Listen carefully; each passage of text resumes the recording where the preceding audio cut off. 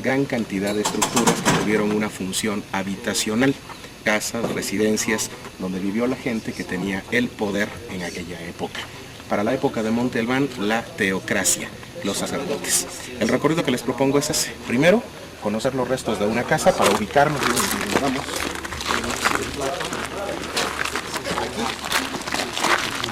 De forma irregular, que es donde se encuentra el pequeño museo de sitio, y de camino hacia el centro ceremonial nos vamos a detener a conocer los restos de una casa, son los que vamos a ir representados, tratar de darnos una idea de cómo vivió la gente que tenía el poder, para después ingresar a la plaza y comentarles algo sobre los templos más importantes.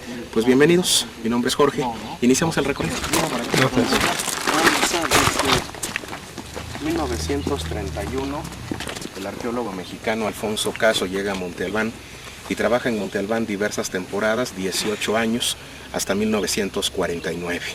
En ese tiempo, este arqueólogo supervisa la exploración de casi un 80% de lo que aquí vamos a conocer. 235 tumbas se han explorado hasta el momento en Monte Albán y este arqueólogo supervisa la exploración de 172.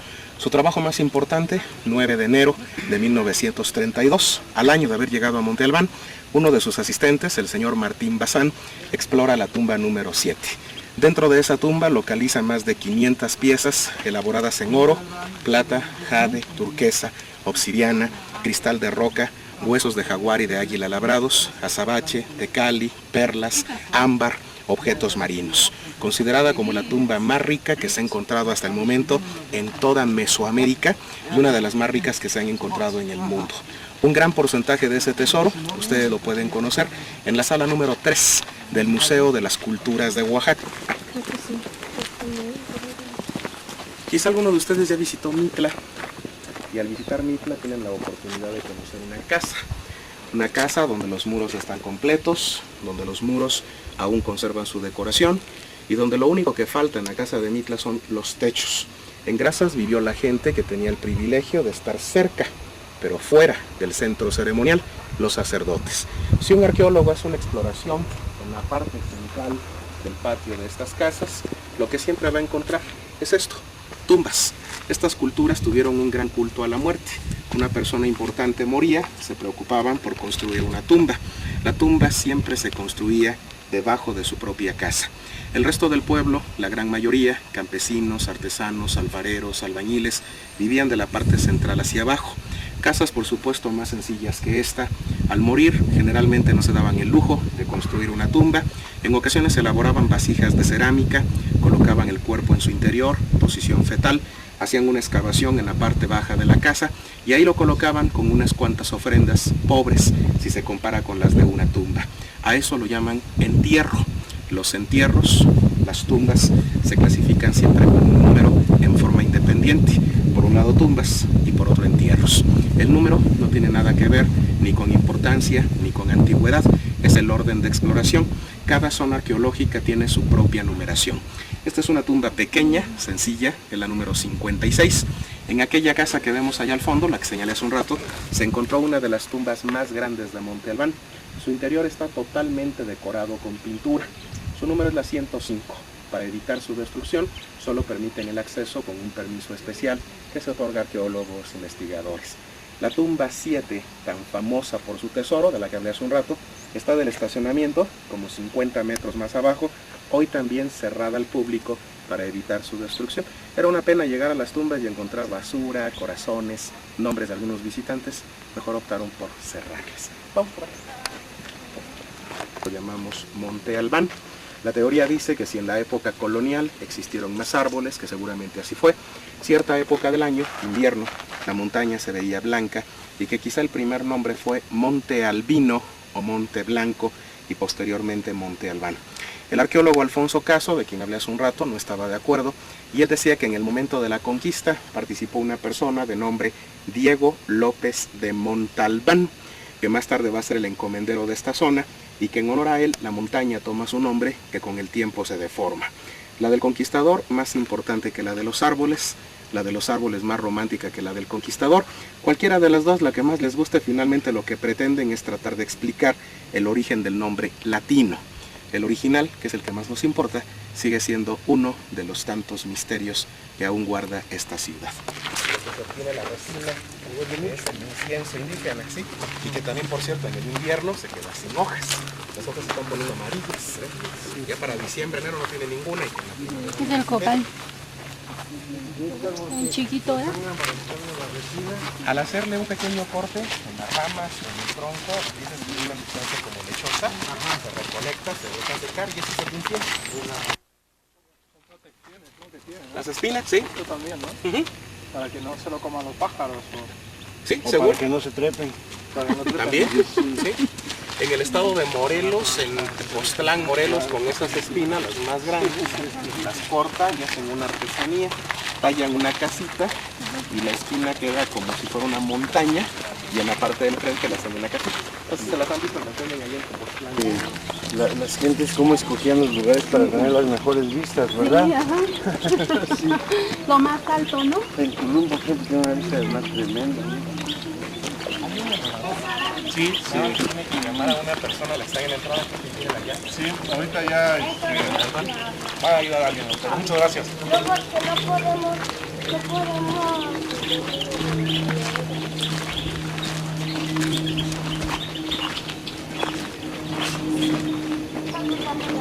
Estos son los valles centrales de Oaxaca y los llamamos de esta forma en plural porque son tres. Este cerro que vemos en la parte baja, Monte Albán Chico, hacia la izquierda, se encuentra el gran valle de Etla. Etlán significa lugar de frijol y en ese valle está la ciudad de Oaxaca. De este mismo cerro, pero a la derecha, donde está el aeropuerto, este es el gran valle de Sachila o el valle de Cintlán. En ese valle se encuentra la población de Sachila, pueblo importante porque en el año 800 después de Cristo, cuando Montelmán empieza a ser abandonado, pueblos como Sachila, Mitla, Yagul, Tlaquitieco, entre otros, son los que cobran mayor importancia. Tercer valle. Después de aquella montaña que ven ustedes allá al fondo, al frente, entre esa montaña y la gran cadena montañosa que es la Sierra Madre Oriental. La Sierra Madre Occidental la vemos del lado contrario. Recuerden que estamos en la parte más estrecha de Norteamérica. Algunos turistas luego piensan que Norteamérica empieza en Estados Unidos y Norteamérica empieza en Chiapas. Esta es la parte más estrecha de Norteamérica, los dos océanos están más cerca, las dos cadenas montañosas que cruzan México, incluso aquí se unen, se fusionan, formando lo que llamamos el nudo mixteco para volver a separarse e ingresar al estado de Chiapas. De este tercer valle solo vemos la entrada, ese es el valle de Mitla Tlacolula, ahí está Mitla, Tlacolula, Santa María del Tule. Los tres valles caprichosamente forman una Y. Aquí solo vemos la unión. La extensión total de estos valles es de aproximadamente 5.000 kilómetros cuadrados. Es una de las 7 regiones geográficas en las cuales se divide todo el estado. Oaxaca es grande, la superficie de Oaxaca es de aproximadamente 95.000 kilómetros cuadrados. Eso nos convierte en el quinto estado más grande del país. Antes que Oaxaca están los 4 grandes del norte, Chihuahua, Sonora, Coahuila y Durango. Oaxaca tiene la característica de que si ustedes para sus próximos viajes, que tienen que hacer más, recorren todo el estado y no solamente los valles, van a ver que en Oaxaca hay una gran diversidad de ecosistemas. Ocupamos el primer lugar a nivel nacional en riqueza en biodiversidad. Desde un lugar semidesértico, como es la región de la Mixteca, que compartimos con el estado de Puebla, hasta selva alta, como tenemos en Ochimalapas, que compartimos con Chiapas y con Veracruz. Una gran variedad de climas, por lo consiguiente, como también una gran cantidad de grupos indígenas. Somos, orgullosamente, el estado más indígena de México, más que Chiapas. En Chiapas viven 11. En Oaxaca tenemos 16 grupos étnicos. De estos 16, 15 aún son grupos etnolingüísticos. En el último censo de población del que se tiene sus datos completos, que es el año 2000, el grupo Izcateco reporta menos de 50 hablantes de Izcateco y se borra como grupo etnolingüístico. Pero aún se hablan 15 lenguas indígenas y cada una de ellas a su vez se divide en variantes dialectales o en dialectos. Eso es importante porque en México los mexicanos somos racistas, igual que el resto de la humanidad, y decimos que el único idioma que se habla en México pues es el español, lo que hablamos los civilizados de la ciudad, ¿no? Lo que hablan los indios, como les decimos de cariño, es dialecto. Si se lo decimos a un lingüista nos va a decir que los ignorantes somos nosotros. En México se hablan más de 60 idiomas indígenas o lenguas indígenas y cada una de ellas a su vez se divide en variantes dialectales o en dialectos. Por cierto, no le damos la importancia que esto tiene, ocupamos el segundo lugar a nivel mundial en cuanto a número de lenguas indígenas que se hablan en el país. El primer lugar lo tiene la India, el segundo México. Esta diversidad, esta riqueza cultural, provoca esa división de 7 regiones. Lo importante es que cada una de ellas es diferente a la otra, al menos en alguno de esos aspectos. En esta, la de los valles centrales, sus habitantes somos zapotecos. La economía radica principalmente en turismo, que afortunadamente todo el año nos visita. Segundo lugar, comercio. Hay que traer todo lo que necesitamos los habitantes de esta región, que es prácticamente todo, porque la industria aquí es extremadamente pobre. Tercer lugar, y muy importante, los dólares que nos envían los oaxaqueños que están trabajando sobre todo en Oaxaca, California, en los Estados Unidos, ayudando mucho también a la economía de ese país. Cuarto lugar, agricultura. Agricultura pobre en los valles de Oaxaca. Bueno, si el desierto produce, ¿cómo no van a producir estas tierras? El gran problema, el poco apoyo al campo mexicano desde la Revolución Mexicana, ¿no? Estas son tierras de temporal, de autoconsumo, y donde el principal producto es el alimento básico, maíz. Esta área que se ve tan bonita acá al frente y que se extiende hacia la derecha, es un ejemplo del ecosistema que originalmente cubrió los cerros cercanos al valle de Oaxaca y el propio valle. A este ecosistema se le conoce como selva baja caducifolia. Caducifolia, pierde hojas, pierde su follaje. Los árboles de los que hablé hace un rato forman parte de ese ecosistema. De hecho, ahí tenemos el pochote. Y ahí ven la fibra blanca, el algodón americano, el algodón silvestre. Comparen ustedes esta área con el Cerro Pelón que vemos allá al frente y vemos la forma en la que en los últimos 200 años, sobre todo, los oaxaqueños estamos depredando el ecosistema como lo estamos haciendo en todo el mundo. Habitantes del primer y del tercer mundo somos iguales de destructores, estamos acabando con los ecosistemas del planeta, ¿no? Vamos por acá, para conocer ya. Miren, miren este árbol, cómo está lleno de pajaritos.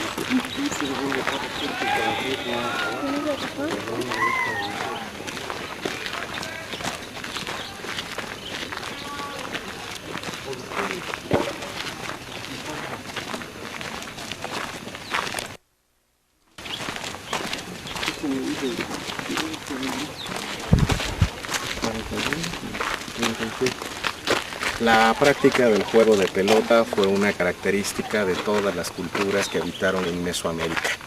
Edificios de diversas dimensiones, no hay un patrón en el tamaño. El juego de pelota más grande de Mesoamérica está en Yucatán, en la zona arqueológica de Chichén Itzá. En Oaxaca se han localizado muchos, en Monte Albán 5, pero de los 5 solo uno, está totalmente explorado. En todos los juegos de pelota que se han localizado en Oaxaca, existe la característica que en ninguno se ha encontrado la evidencia de la utilización de aros o anillos tan característicos en el resto de Mesoamérica. Al no existir, se deduce en un principio, y casi por lógica, que tal vez el juego aquí se practicó de una forma diferente. El gran problema es saber cómo. Hoy en día en todo México se practican 4 modalidades básicas. Una en los valles de Oaxaca, juego de pelota mixteca. Los jugadores utilizan un guante elaborado en cuero, que en el frente tiene una especie de placa metálica, elaborada con estoperoles metálicos. Increíble, pero el guante menos pesado pesa 3 kilos. Más increíble, y yo solo lo pude creer hasta que lo pude ver, que puedan levantar la mano y que con el frente golpean una pelota de caucho, una pelota de hule, que pesa aproximadamente 900 gramos. Todos los días domingo, lástima que fue ayer, todos los días domingo al mediodía en el Instituto Tecnológico de Oaxaca lo practican. 5 jugadores en cada equipo. Regla básica, golpear la pelota y tratar que ésta siempre se mantenga en el aire, rebotándola de un equipo a otro. Noroeste de México, en el estado de Sinaloa, se practica el ulama. Los jugadores utilizan una tira de cuero que empiezan a enrollar entre la cadera, la cintura, formando una especie de calzón de cuero. Con demasiada habilidad, utilizando cadera, en ocasiones antebrazo, golpean una pelota de caucho. El infierno. Y tenemos que hacer nada porque les caía mal a alguien, era una forma de... Sí, por pensar demasiado. Muy bien. Cuidado. Parece que hay veces que andan también por allá al fondo, aunque esté tan lejos, y logramos escuchar parte de la De conversación. abajo arriba, no, pero de arriba abajo sí, ¿no? Sí, exacto. Y de repente un ave también anda cantando por ahí, no sabemos ni dónde está, pero el canto se escucha en toda la plaza. Me encantaría presumir que la acústica es exclusiva de Monte Albán, pero no es cierto. La acústica existe en casi todos los sitios arqueológicos en el mundo. ¿Qué relación pudo tener esa acústica en base a la función que tuvo el área que estamos visitando? Lo que estamos visitando fue el centro ceremonial de Monte Albán, el lugar donde residió el poder religioso de la ciudad. Y a esto se debe que prácticamente todas, o casi todas, las construcciones que aquí vemos tuvieron una función religiosa. Edificios como aquel que ven ustedes allá al fondo, que es muy similar a este, que está más cerca de nosotros, similar al que está unido a la vuelta, similar a estos dos que está uno junto al otro, y aunque son mucho más grandes, aquel que está hasta allá al fondo o este que está enfrente de nosotros, tienen la misma forma geométrica de un trapecio. Todos en su fachada tienen una escalera que nos conduce a la parte superior. ¿Qué función tuvieron estas pirámides truncadas? Ser la base de un templo que se encontraba arriba. ¿Qué pasó con los templos? En estos dos no quedó algo. En el que está allá al fondo, al frente, en la parte superior, pueden ver parte de su estructura, parte de sus muros, y hay 4 pequeñas columnas. Este que está más cerca de nosotros, un pequeño porcentaje del muro del templo. El siguiente, un porcentaje mucho mayor. El que sigue inmediatamente, 2 o 3 hiladas de piedra del muro. En aquel otro, enormes columnas. Esas columnas, estos muros, fueron el soporte del techo de cada uno de estos templos. Techos construidos con materiales muy frágiles. Hoy nos parece raro, incluso por qué no aceptarlo, hasta nos parece absurdo. Todo tiene una explicación, pero cuando no sabemos la explicación de algo, las cosas son absurdas. ¿Por qué una base como esa que está allá enfrente, tan grande, tanta piedra, tanto trabajo, gigantescas columnas, para soportar un techo de troncos, de paja y de carrizo? Estos edificios fueron bases de templo. Que 3 edificios tendrían una función diferente y su arquitectura lo demuestra. 1, juego de pelota. Segundo, el edificio más bajo de altura que vemos del lado izquierdo, antes del árbol, ese edificio es idéntico a uno que señalé cuando iniciamos la plática, que lo vieron al fondo, y que comenté que debajo de él había una tumba que tenía pintura. Si los dos tuvieron la misma función, pues aquella sería una casa. La clasifican como el palacio. Tercero, sobre esta hilera de edificios que tenemos en la parte central, solo que en el otro extremo, donde está reunido aquel grupo de personas, sobresale la persona de la camisa naranja. Bueno, a la derecha de ellos vemos un edificio y de él vemos una parte de su escalera. Vemos que esa escalera tiene una orientación diferente. Esa escalera está orientada hacia el noreste de la plaza. La plaza de Monte Albán tiene una orientación norte-sur. En base a este eje norte-sur, aquel edificio que está allá al fondo tiene una desviación de 45 grados. Lo clasifican como el edificio J, pero lo llaman también el observatorio astronómico. Por el tamaño que tiene es muy difícil, y yo lo comprendo, que ustedes me crean que ahí podemos entrar. Para algunos alguien como yo, ¿no? Pero a mí me consta. El truco es que al llegar a ese orificio primero hay que bajar. Hay que bajar 3 escalones. Y ya que bajamos, entramos caminando de pie por un pasillo que nos conduce finalmente a una pequeña cámara, donde quizá como máximo podrían estar 4 personas al mismo tiempo dentro de ella. Estando en esa cámara observamos hacia arriba, hacia el techo, y encontramos un orificio más o menos de este diámetro que va hacia la parte alta, como si fuera el tiro de una chimenea. Todo eso ustedes no lo van a poder comprobar porque ya no dejan subir, pero en unos minutos vamos a tomar un tiempo libre, y si en ese tiempo libre se detienen al pie de la escalera, un poquito más adelante van caminando los muchachos, hay una placa, ojalá que cuando pasen se detengan y la lean, ahí se los comenta. Y también les comentan que 2 veces al año, cuando el sol pasa por el cenit en el valle de Oaxaca, el rayo del sol penetra y forma un tubo de luz en su interior. Nada que ver ni con equinoccios ni con solsticios, es el momento en que el sol pasa por el cenit. Hoy han descubierto que una de estas fechas, la primera es el día 8 de mayo aproximadamente, la segunda alrededor del día 5 de agosto. Han descubierto que una de estas fechas, la primera, tiene cierta relación con el inicio de la época de lluvia en esta zona. Imagina un sacerdote dentro de esa cámara, donde, insisto, como máximo cabrían 4, ver que se ilumina y comunicarle al pueblo: señores, preparen sus tierras, los dioses me acaban de decir que va a comenzar a llover. El pueblo les hace caso. Sorpresa, en 15 días empieza a llover. ¿Qué habrá pensado el pueblo de este grupo de personas? Son unos dioses. Ellos jamás revelarán todos sus secretos, porque será tanto como compartir el poder. Hay que hacer todo lo que ellos digan. Esta fue, es y seguirá siendo la situación de la humanidad, ¿no? Hoy pues yo creo que son los políticos de todo el mundo, de izquierda, de centro, de derecha, da exactamente lo mismo. Estos pues por lo menos decían cuando iba a llover. Los de ahora fue el más importante. Alfonso Caso evita complicaciones y clasifica de la siguiente forma: el edificio que nos dio sombra hace un rato, que ahora no vemos su fachada, la vimos hace un rato, está orientada hacia el norte, es el edificio G. Unido está el edificio H, cuya fachada está viendo hacia nosotros. Unido el edificio I, cuya fachada no la vemos porque está orientada hacia el sur. Independiente, ahora sí lo vemos claramente con su desviación de 45 grados, el edificio J. G, H, I, J. Conjunto de edificios que llaman plataforma norte. Del lado contrario, conjunto de edificios que llaman plataforma sur. Del lado contrario de la plaza es el sistema 4, el edificio L, el sistema M. Este es el edificio P. Alfonso Caso deja la puerta abierta. Tal vez en un futuro alguien podrá saber a quién estuvo dedicado cada uno de estos templos, y entonces también resolver la pregunta de saber cuál fue el más importante. No nos confundamos cuando lleguemos a un sitio arqueológico y los edificios tengan nombre. Los nombres se los de un arqueólogo, un investigador o incluso hasta un viajero del siglo XIX o principios del XX, con la finalidad de clasificarlos precisamente. Esta estructura que vemos en la parte central la llaman el adoratorio o también el altar. Creo que escuchamos sobre todo el segundo término, altar, y a algunos de nosotros viene a la mente el tema de los sacrificios humanos. A la población en general, no solamente a los guías de turistas, nos encanta inventar historias, sobre todo cuando se trata de sacrificios humanos. Juntaban 200 doncellas, les cortaban la cabeza, les sacaban el corazón, se las comían, los templos se escurrían de sangre y unas historias muy románticas. Si tuviéramos en nuestras manos un libro de arqueología, nos daríamos cuenta que un arqueólogo nunca diría una tontería como esa. La arqueología es la interpretación de los objetos materiales. Si el arqueólogo hace una excavación y encuentra 50 restos humanos que le demuestre que fueron motivo de sacrificio, lo nota. Si no, pues no. Antes de 1992, en Monte Albán no había una prueba arqueológica de sacrificio humano.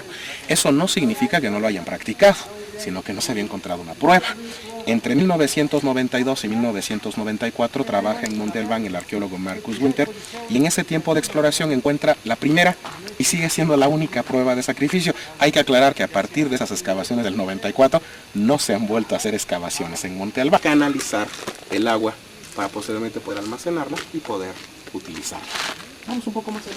Yo vine hace 20 años aquí a Monte Albán y había una excavación.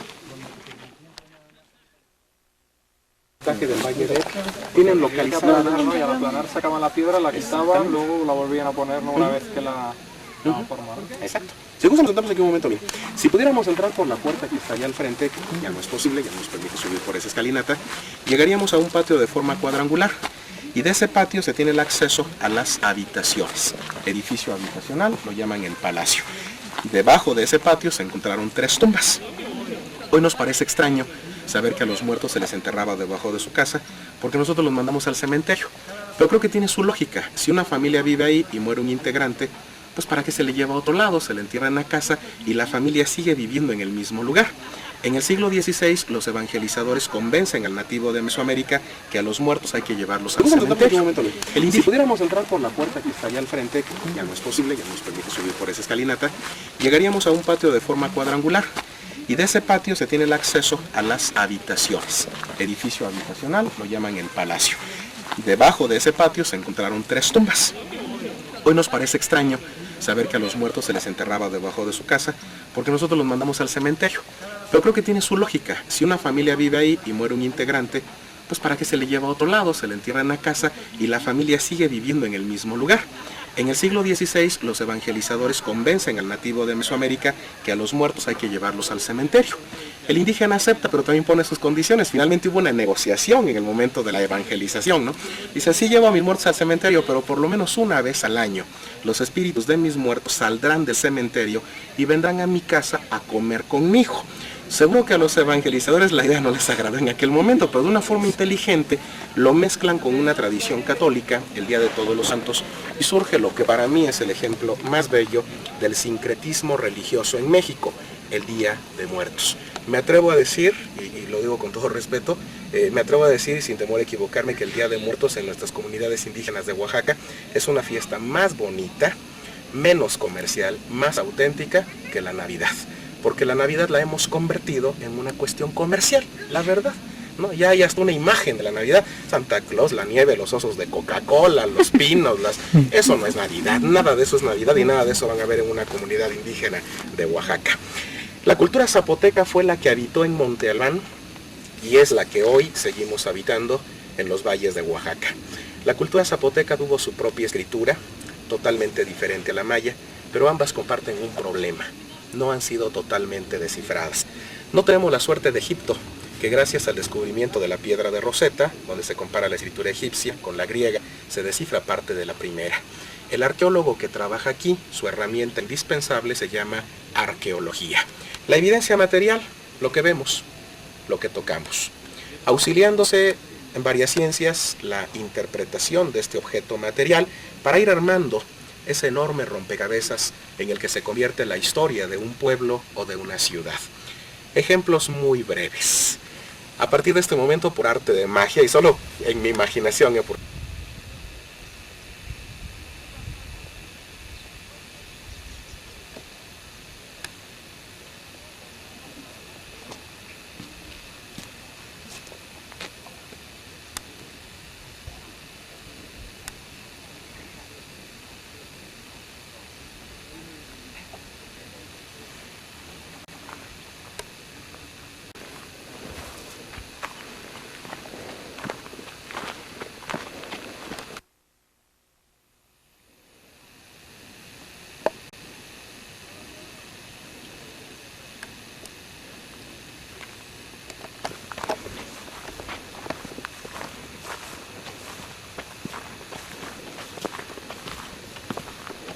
No, ninguna.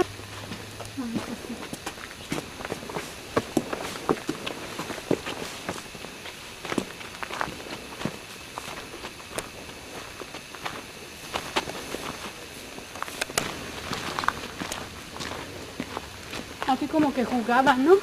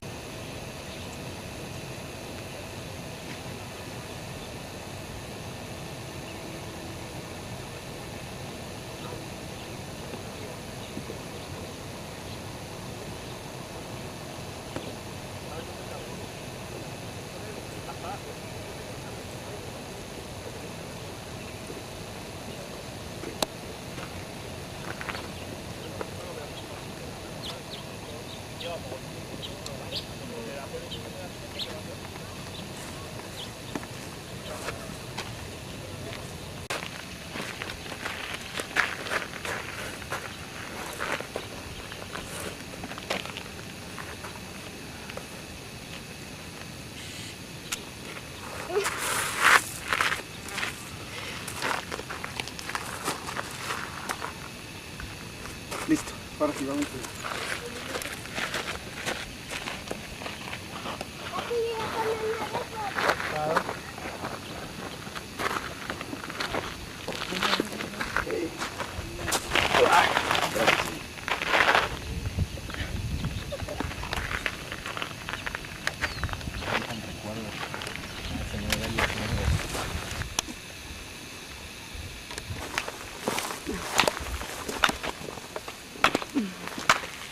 Andaban con que, ay, es